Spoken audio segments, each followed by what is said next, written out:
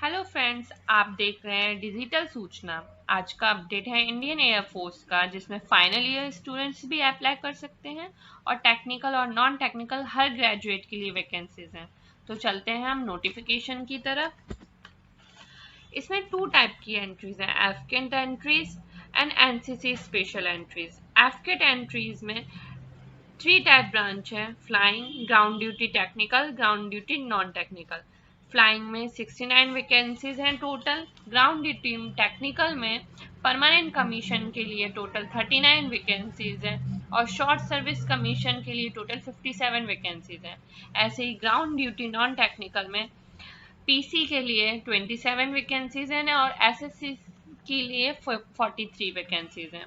NCC special entry में only one branch है, flying, जिसमें मैन एंड वुमेन दोनों अप्लाई कर सकते हैं, जिसमें 10% सीट्स रिजर्व की जाएंगी पीसी के लिए एंड 10% सीट्स रिजर्व की जाएंगी एसएससी के लिए। एलिजिबिलिटी क्राइटेरिया, नेशनलिटी आपकी इंडियन होनी चाहिए। एज फॉर फ्लाइंग ब्रांच, चाहे आप एफकेट के थ्रू हैं या एनसीसी के थ्रू हैं, आपकी एज 20 to 24 ईयर्स के बिटवीन होनी चाहिए। और अगर आपकी एज 20 to 24 ईयर्स नहीं है और 26 अप टू 26 ईयर्स है, तो आपके पास कमर्शियल पायलट लाइसेंस होना चाहिए, जो इशूड होता है डीजीसीए इंडिया के through.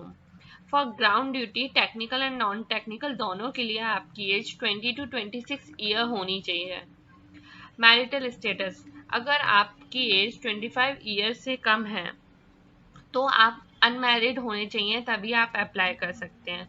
Widows and divorcees are not eligible, जो विडोज हैं, डिवोर्सेस हैं, वो इस पोस्ट के लिए एलिजिबल नहीं है। अगर आपकी एज 25 ईयर से ज़्यादा है और अगर आप मैरिड हैं तो आपको मैरिड अकोमोडेशन नहीं मिलेगा और ना आपकी फैमिली आपके साथ रह सकती है। जो आपका डेट ऑफ बर्थ है वो तभी एक्सेप्टेड होगा जब आपका डेट ऑफ बर्थ आपके मैट्रिकुलेशन सर्टिफिकेट और सेकेंडरी स्कूल लिविंग सर्टिफिकेट से मैच करेगा।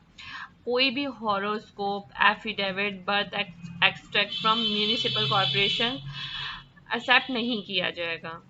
एजुकेशनल क्वालिफिकेशन, अगर आप फ्लाइंग ब्रांच के लिए अप्लाई कर रहे हैं तो आपका 10+2 में मैथ्स एंड फिजिक्स में 50% मार्क्स होने चाहिए। आपके ग्रेजुएशन डिग्री में 60% मार्क्स होने चाहिए। बीई बीटेक डिग्री में भी 60% मार्क्स होने चाहिए। अगर आप एसोसिएट मेंबर हैं इंस्टीट्यूशन ऑफ इंजीनियर्स के या एरोनॉटिकल सोसाइटी ऑफ इंडिया के, तो भी आपकी 60% मार्क्स होने चाहिए डिग्री में। For ground duty technical branch aeronautical engineer electronics में 10+2 में आपके 50% मार्क्स होने चाहिए फिजिक्स एंड मैथमेटिक्स में, एंड आपके डिग्री में 60% मार्क्स होने चाहिए। यहाँ कुछ ब्रांचेस दे रखी हैं, आप देख सकते हैं, communication engineering, computer engineering, technology, ऐसे बहुत सारी ब्रांच है, वो सभी अप्लाई कर सकते हैं। फॉर एरोनॉटिकल इंजीनियर मैकेनिकल, इसमें भी 10+2 में आपका फिजिक्स एंड मैथमेटिक्स में 50% मार्क्स होने चाहिए और आपकी ग्रेजुएशन में 60% मार्क्स होने चाहिए मिनिमम। इसमें aerospace engineering, aeronautical engineering, aircraft, mechanical engineering, mechatronics, industrial engineering और ऐसे बहुत सारी ब्रांच दे रखी हैं जो अप्लाई कर सकते हैं। For ground duty non technical branches में दो हैं, एडमिनिस्ट्रेशन एंड लॉजिस्टिक्स, जिसमें 10+2 आप पास्ड होने चाहिए, ग्रेजुएट डिग्री में आपकी 60% मार्क्स होने चाहिए। और सेकंड है अकाउंट ब्रांच, जिसमें 10+2 में आप पास्ड होने चाहिए और ग्रेजुएशन में आपकी 60% होनी चाहिए, जिसमें BCom degree, bachelor of business and administration, bachelor of management studies, ऐसे बहुत सारे दे रखे हैं जो सभी अप्लाई कर सकते हैं। हाउ टू अप्लाई, आप कैसे अप्लाई कर सकते हैं? आप करियर indianearforce.cdec.in पे जाके अप्लाई कर सकते हैं या फिर आप fcat.cdec.in पे जाके अप्लाई कर सकते हैं, पर आपके पास आधार कार्ड होना चाहिए। आधार कार्ड होना यहाँ मैंडेटरी है। एग्जामिनेशन फीस, सबके लिए एग्जामिनेशन फीस 250 रुपीज़ है, जो नॉन रिफंडेबल है, पर जो स्पेशल एंट्री के लिए, एनसीसी एंट्री के लिए यहाँ कोई फीस नहीं है। आपको फीस ऑनलाइन ही पे करनी पड़ेगी। यहाँ चेक और डिमांड ड्राफ्ट और कैश अलाउ नहीं है। एफकेट स्कीम ऑनलाइन एग्जामिनेशन के लिए आपका जो एग्ज़ाम होगा वो 20 फरवरी 2021 में होगा या फिर 21 फरवरी 2021 में होगा, जिसमें अगर आप ग्राउंड ड्यूटी टेक्निकल के लिए अप्लाई कर रहे हैं तो आपको इंजीनियरिंग नॉलेज टेस्ट EKT देना ज़रूरी है। एग्ज़ाम शेड्यूल आपका एग्ज़ाम शेड्यूल कुछ इस तरीके से है, जैसे कैंडिडेट रिपोर्टिंग टाइम आपका 8 आवर्स, मतलब 8 बजे, साढ़े 12 बजे। यहाँ दूसरे दिन भी 8 बजे। फर्स्ट शिफ्ट जो हमारी है वो 8 बजे की है और जो सेकंड शिफ्ट है वो 12:30 बजे की है, जिसमें verification of admit card and ID proof, biometric वगैरह जो होगा वो 8 से 9:30 बजे के बीच में होगा। और सेकंड शिफ्ट में जो होगा वो 12:30 से 2 बजे के बीच में होगा। Reading of instruction bye candidates, जो आपको इंस्ट्रक्शन रीड करने के लिए टाइम मिलेगा वो 9:30 से 9:45 तक होगा, मतलब 15 मिनट का टाइम आपको मिलेगा, जिसमें सेकंड शिफ्ट में 2 बजे से 2:15 तक आपका टाइम होगा इंस्ट्रक्शन रीड करने का।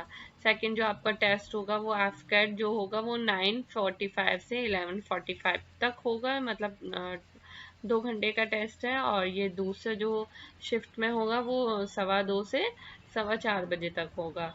अगर आप मतलब जो फर्स्ट शिफ्ट में है वो नॉन टेक्निकल है, जिसमें EKT एग्ज़ाम नहीं होगा, पर जो सेकंड शिफ्ट में जो टेक्निकल वालों के लिए उसमें EKT एग्ज़ाम होगा, जिसमें आपको reading of instruction bye candidates EKT जो आपको इंस्ट्रक्शन रीड करने के लिए टाइम मिलेगा वो 4:15 से 4:30 बजे तक का मिलेगा, मतलब 15 मिनट, जैसे आपको पहले एफकेट के लिए मिला था।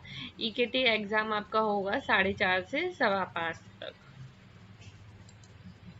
सिलेबस, जो आपका सिलेबस है वो एफकेट के लिए general awareness, verbal ability in English, numerical ability and reasoning and military aptitude test, जो 2 घंटे का होगा, जिसमें नंबर ऑफ क्वेश्चन 100 होंगे, जिसके मैक्सिमम मार्क्स 300 होगा।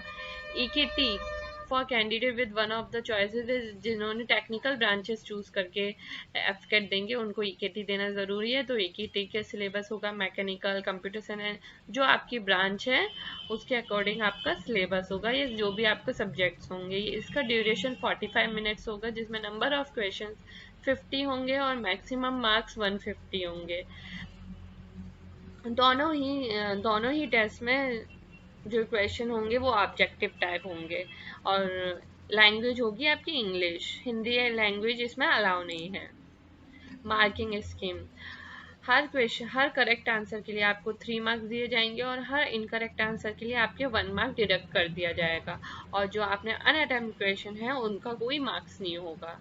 जो आपका स्टैंडर्ड सिलेबस है, मतलब जो इंग्लिश में टॉपिक्स हैं वो है comprehension, error detection, sentence completion, filling in of correct words, synonyms, antonym, testing of vocabulary, idioms and phrases। ऐसे ही आपका जनरल अवेयरनेस का है, history, geography, civics, politics and etcetera. Numerical ability में है आपका decimal fraction, time and work, average, profit and loss and etcetera. Reasoning and military aptitude test में आपका verbal skills and special ability देखा जाएगा। Standard, the standard of numerical ability question will be of a matriculation level, मतलब जो आपका numerical ability question का जो standard होगा, जो level होगा वो 10th क्लास तक का होगा। प्रैक्टिस टेस्ट इन्होंने दे रखा है career indian air force.cdac.in पे और fcat.cdac.in पे, जिस पे जाके आप प्रैक्टिस कर सकते हैं। जो एग्ज़ाम लोकेशंस हैं एफकेट के लिए वो है अगरतला, अजमेर, अहमदाबाद, एजावला, ऐसे बहुत सारी लोकेशन है जो आपके पास हो, आप उसके लिए अप्लाई कर सकते हैं। एयरफोर्स सिलेक्शन बोर्ड, जो इंडियन एयरफोर्स है वो एक मेरिट लिस्ट निकालेगी, जिसमें मिनिमम क्वालिफिकेशन मार्क्स आपके एफकेट क्लियर होना चाहिए, मतलब जो एफकेट का एग्ज़ाम आपने दिया है वो क्लियर होना चाहिए, तभी आपके लिए कॉल आएगा AFSB के लिए। हमारे इंडिया में 4 सेंटर हैं AFSB के, जिसमें फर्स्ट देहरादून, मैसूर, गांधीनगर एंड वाराणसी है। जो फ्लाइंग ब्रांच के लिए कैंडिडेट्स हैं उनके लिए 3 सेंटर हैं, Dehradun, Mysore and Varanasi.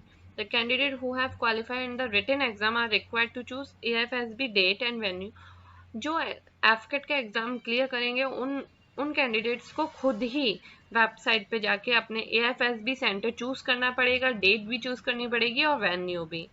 Physical fitness के लिए आपको 1.6 किलोमीटर रन करना है 10 मिनट्स में, 10 पुशअप्स करने हैं and 3 chin ups. Tattoos, permanent body tattoos are not allowed, but permanent body tattoos only on inner face of forearm or river side of palm back is allowed। और जो tribes होते हैं उनके पूरी बॉडी पे टैटूज होते हैं, अगर उनके पास सर्टिफिकेट है तो उनके लिए भी अलाउ है। नारकोटिक्स, अगर आप नारकोटिक्स हैं तो आप अलाउ नहीं है।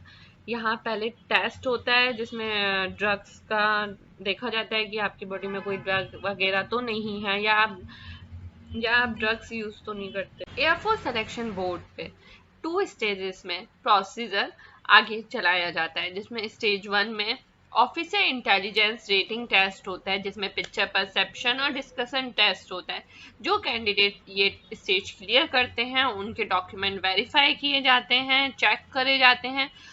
उसके बाद ही स्टेज 2 होता है। स्टेज 2 डे 1 के आफ्टरनून में ही होता है, जिसमें साइकोलॉजिकल टेस्ट, ग्रुप टेस्ट और इंटरव्यू होता है, और ये 5 दिन तक चलता है।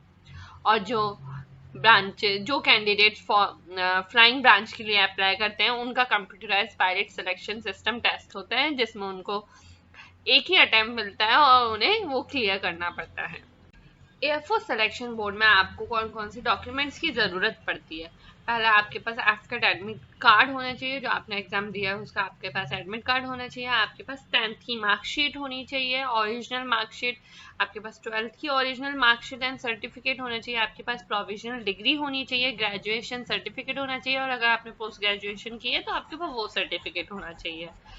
अगर आप फाइनल ईयर के स्टूडेंट हैं या आपने अभी ग्रेजुएशन कंप्लीट की नहीं है तो आपके पास एक सर्टिफिकेट होना चाहिए, जिसमें आपका कॉलेज का नेम होना चाहिए, यूनिवर्सिटी का नेम होना चाहिए, आप किस डिसिप्लिन से हैं ये होना चाहिए, और आपकी परसेंटेज क्या है, और आपका फाइनल रिजल्ट कब डिक्लेयर होगा ये होना चाहिए।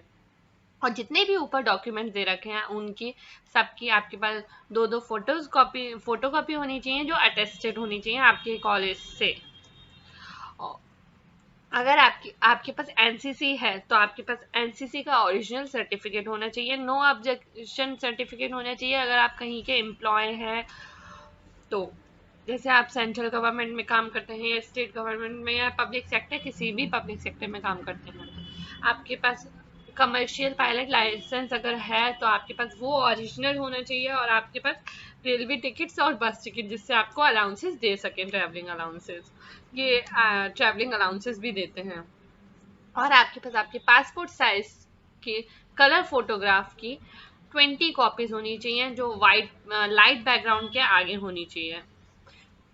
फाइनल मेरिट, इंडियन एयरफोर्स जब फाइनल मेरिट निकालता है वो जो कैंडिडेट्स एयरफोर्स सिलेक्शन बोर्ड में सेलेक्ट होते हैं उसके बाद Indian air force final merit list निकालता है, जिसमें से कुछ वैकेंसीज मतलब 10% वैकेंसीज रिजर्व्ड होती हैं NCC air wing senior division C certificate holders के लिए, जो ग्राउंड ड्यूटी टेक्निकल और नॉन टेक्निकल ब्रांचेस के लिए होता है।